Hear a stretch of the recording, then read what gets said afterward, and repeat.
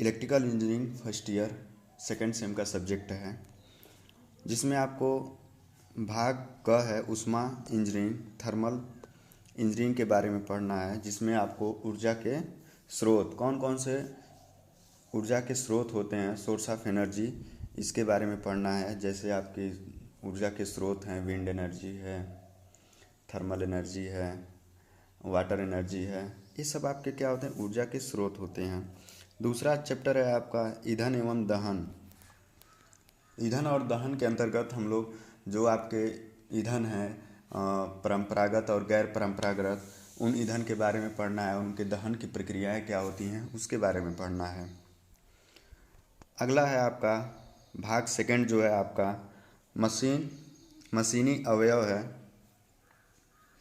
तो जिसमें आपको मशीन कंपोनेंट्स के बारे में पढ़ना है कि जो आप मशीन में कंपोनेंट लगते हैं, अवयव लगते हैं, कौन कौन से अवयव होते हैं या कौन कौन से हमारे पार्ट होते हैं जो मशीन में लगते हैं। तो यहाँ पर सबसे पहले हम लोग पढ़ेंगे पिन, काटर एवं नकल जोड़ के बारे में। जो आप मशीनों में पिन यूज किया जाता है उनके बारे में, दो शाफ्टों को जोड़ने के लिए क्या प्रक्रियाएं होती हैं उनके बारे में।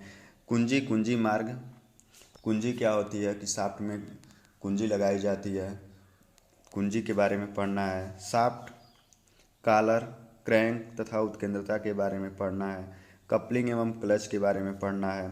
बियरिंग, गियर, इनके बारे में आपको मशीनी अवयव में पढ़ना है। बियरिंग क्या होती है, जो आपकी बैरिंग होती है, जो आप जानते होंगे दो चीज़ें होती हैं शाफ्ट को चलाने के लिए, एक बुश होता है और एक बियरिंग होती है। गियर आप लोग जानते ही हैं, जो आप गाड़ियों में देखते हैं, लगाते हैं, गाड़ी चलाते हैं, हाई स्पीड के लिए हाई नंबर के गियर लगाते हैं, लो स्पीड के लिए लो नंबर पे गियर रहते हैं। कुछ गाड़ियों में गियर नहीं होते हैं, वो सिर्फ और सिर्फ क्या होते हैं, इस लेटर पे आपकी गाड़ियाँ चलती हैं। उसके बाद है आपका मैकेनिज़्म के बारे में पढ़ना है। मैकेनिज़्म यंत्र विन्यास। मैकेनिज़्म में क्या है, आपका पहला चैप्टर है स्प्रिंग है, जो बड़े बड़े स्प्रिंगें होती हैं, जो स्प्रिंग के बारे में, जिससे स्प्रिंग से हम लोग वेट उठाते हैं, भार उठाते हैं, उनके बारे में पढ़ना है। पट्टा, रस्सा, चेन चालन, गाड़ियों में चेन लगा होता है जिसके द्वारा आपके पहिए चलते हैं। रस्सा का क्या होता है, पट्टे के द्वारा भी एक मशीन से दूसरे मशीन को चलाया जाता है, इसके बारे में पढ़ना है।